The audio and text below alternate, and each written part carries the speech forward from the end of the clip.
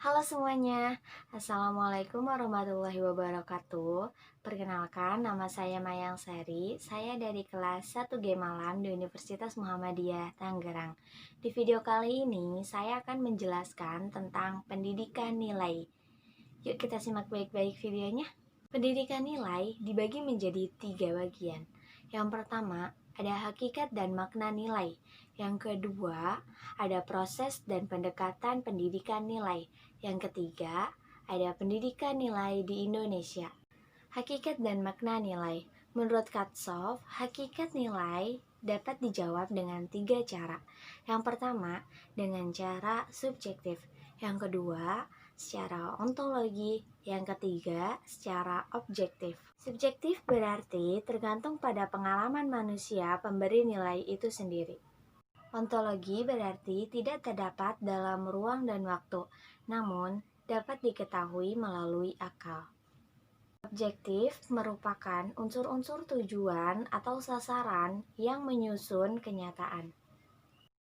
Makna nilai menurut para ahli, Wijaja mengemukakan menilai berarti menimbang, yaitu kegiatan menghubungkan sesuatu dengan sesuatu yang lain sebagai standar untuk selanjutnya mengambil keputusan. Dan menurut Jolisin, pada dasarnya nilai itu disebut sebagai standar penuntun untuk menentukan bahwa sesuatu itu baik, indah, berharga, atau tidak. Nilai dibagi menjadi 4 tingkatan. Yang pertama, nilai-nilai kenikmatan. Dalam tingkatan ini, terdapat nilai-nilai keenakan yang menyebabkan seseorang itu menjadi senang atau tidak enak. Kedua, yaitu nilai hidup. Dalam tingkat ini, terdapat nilai yang penting bagi seseorang yang masih hidup, semisal kesehatan dan kesejahteraan umum. Yang ketiga yaitu nilai kejiwaan.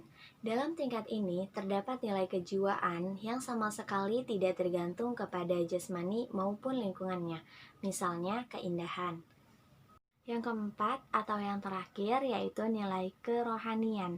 Dalam tingkatan ini terdapat nilai dari Yang Maha Suci, yakni Allah Subhanahu wa Ta'ala. Definisi hakikat dan makna nilai adalah suatu norma, etika, peraturan, undang-undang, adat kebiasaan, aturan agama, serta rujukan lainnya yang memiliki harga dan berharga bagi seseorang. Pendekatan pendidikan nilai dibagi menjadi 5. Yang pertama yaitu pendekatan penanaman nilai. Pendekatan penanaman nilai adalah suatu pendekatan yang memberikan penekanan pada penanaman nilai-nilai sosial dalam diri siswa.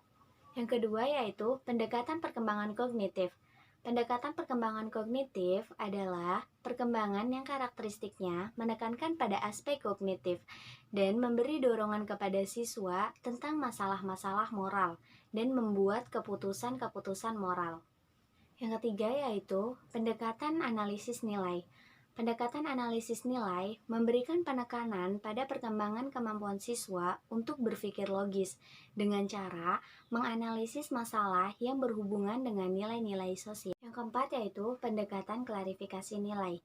Pendekatan klarifikasi nilai memberikan penekanan pada usaha membantu siswa dalam mengkaji perasaan dan perbuatannya sendiri untuk meningkatkan kesadaran mereka tentang nilai-nilai mereka sendiri.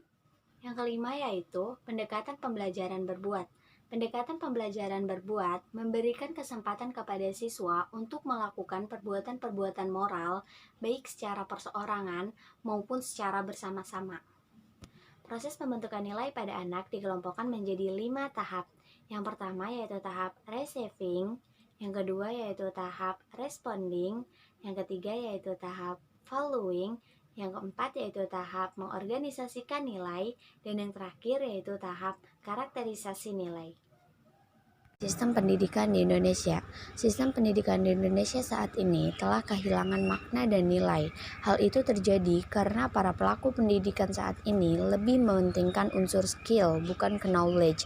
Jadi mereka hanya memberi pelajaran, padahal yang penting adalah wisdom atau kearifan.